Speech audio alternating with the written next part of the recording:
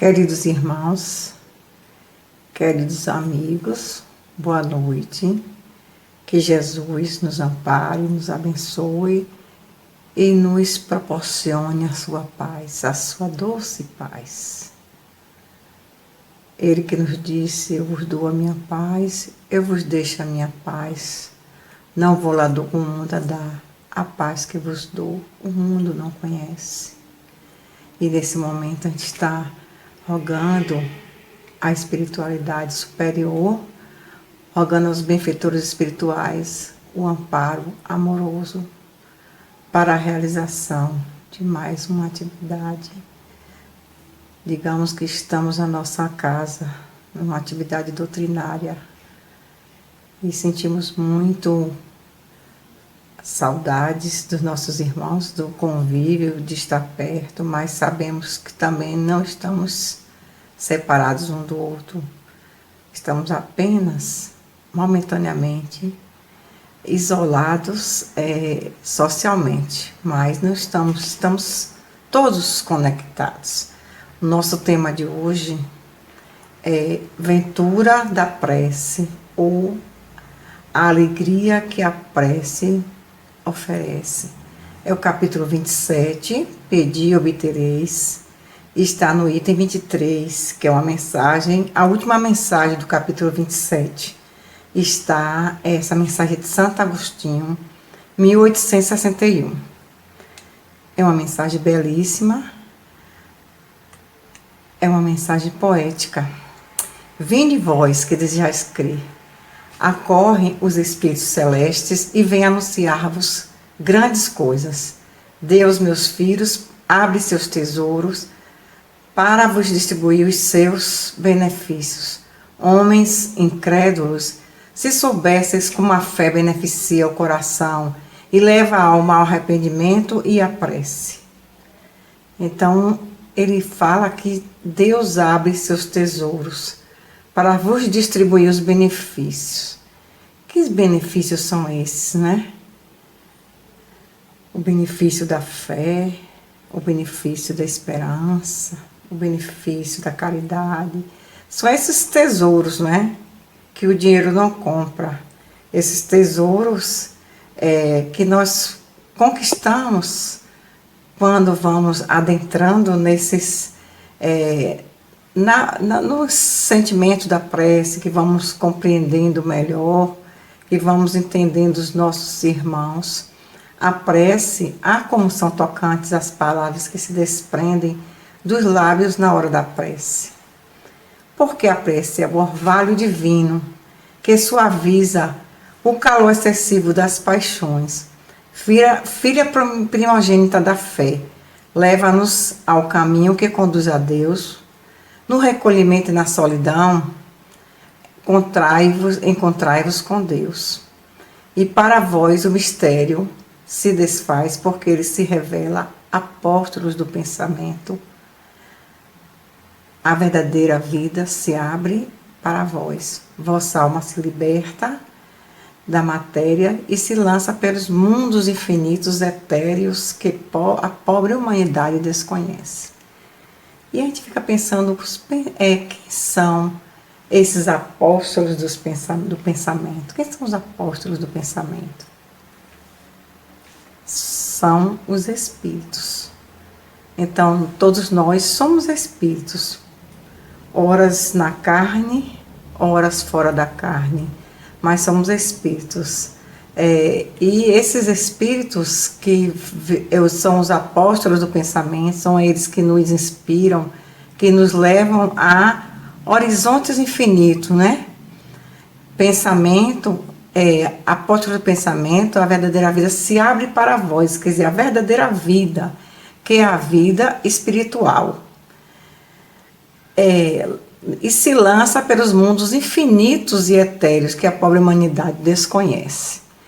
Eu estava lendo uma história interessante no livro Pai Nosso, que tem o livro Pão Nosso, que é aquela série de Emmanuel, Franciscano de Xavier, pelo Espírito Emmanuel, que é Pão Nosso, Vinha de Luz, Ceifa de Luz, Caminho, Verdade e Vida, Fonte Viva, são as 5 obras, né?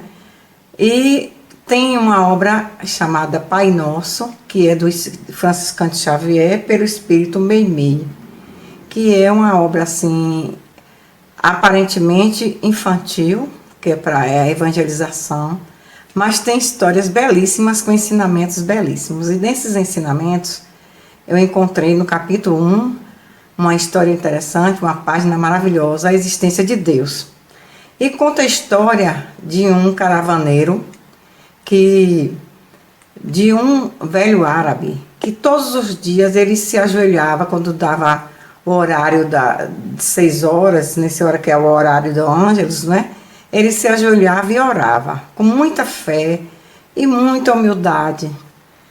E todos os dias ele fazia aquilo. E um rico caravaneiro, arrogante, né? Orgulhoso, olhou para ele e perguntou: o que é que você ora todos os dias?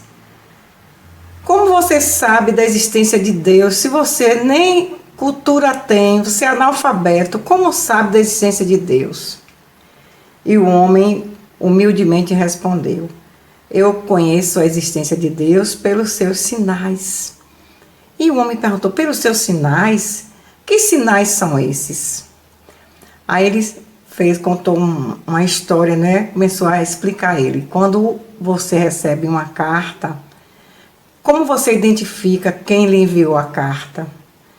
E aí o homem respondeu: pela letra.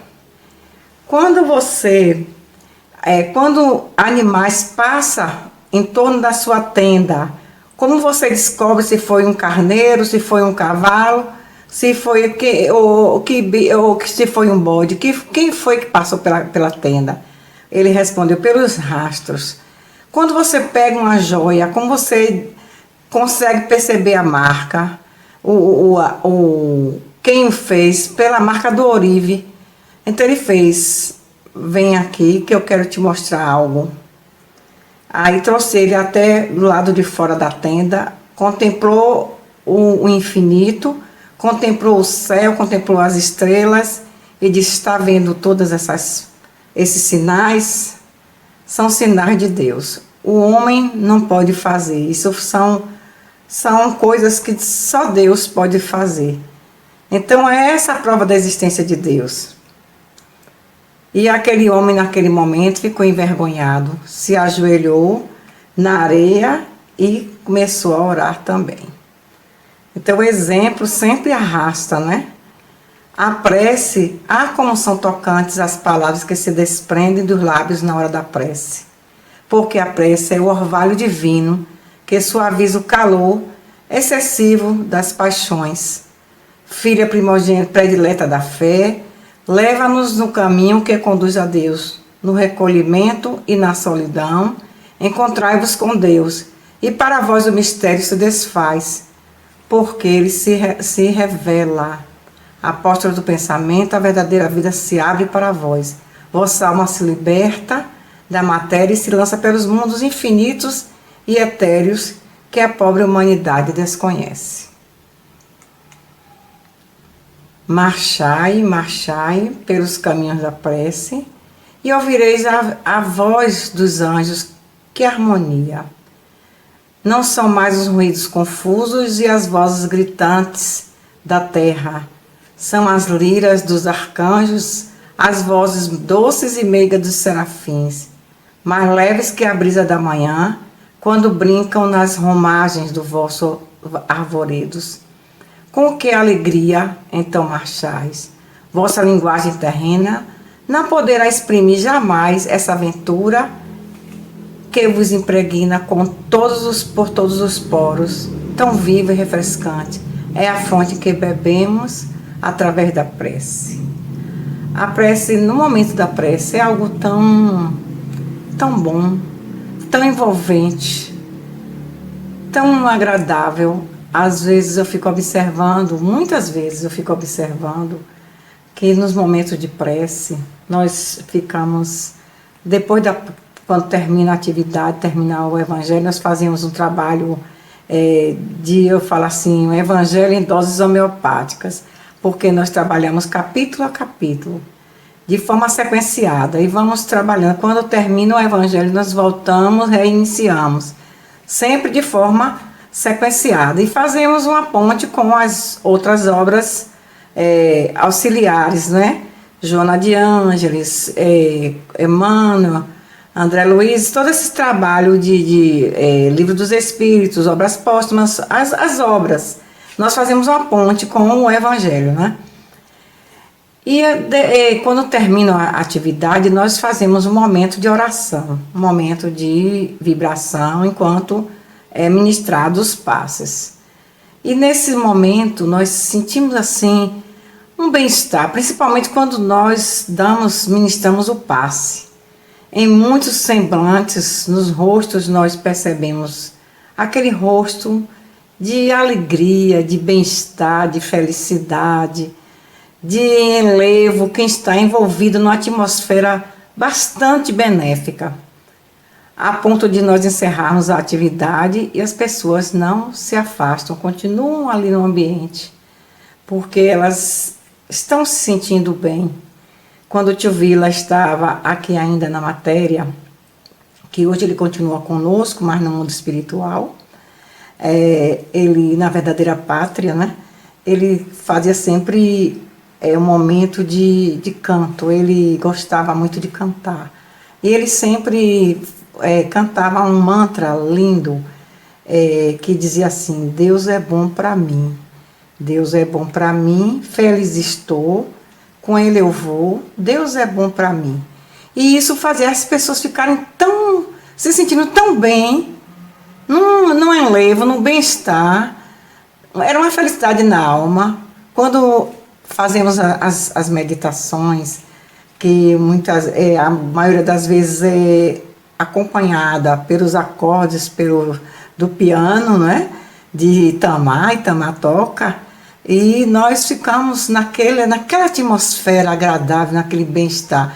Quando o grupo, muitas vezes nós temos também um grupo de canto, né?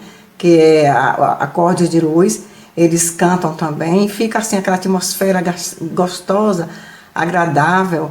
E quando termina, ninguém quer ir embora. Eu digo, do jeito que tem para acender a luz para ver se as pessoas vão, porque não saem não. Quando termina, porque muitas vezes tem outra atividade depois.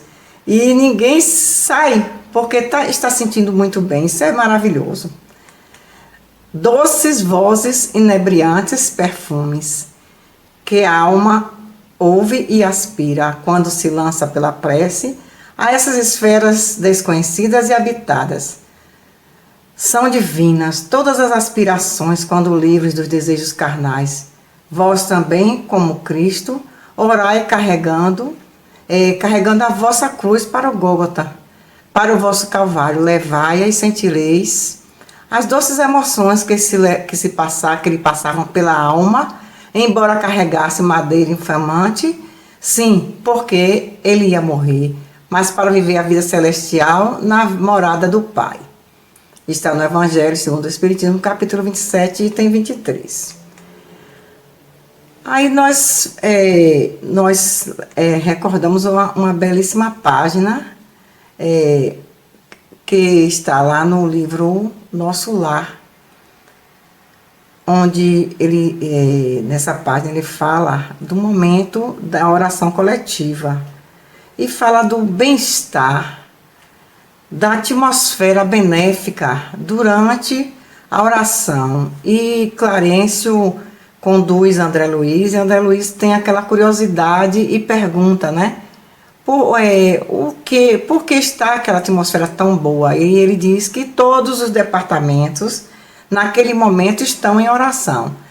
Aí eu lembrei do momento que nós fazemos também de oração, desde que começou o isolamento social, todos os grupos, as pessoas envolvidas com a doutrina espírita, do CR3, das nossas casas, nós fazemos uma conexão 9 horas até 9h20, e fazemos uma vibração pelo nosso lar, pelos os nossos companheiros, por todos esses que estão, de certa forma, envolvidos nesse momento, e aqueles que estão também. Depois fazemos a vibração pelo planeta, por aqueles que estão envolvidos na área de saúde, que estão à frente, os médicos, enfermeiros, as pessoas que estão envolvidas com a descoberta da vacina, e vamos fazendo essa vibração todos os dias, de 9 a 9h20 é enviado um capítulo do Evangelho, e todos nós entramos em conexão em 9 horas até 9h20. E eu tenho assim sentido momentos bastante agradáveis.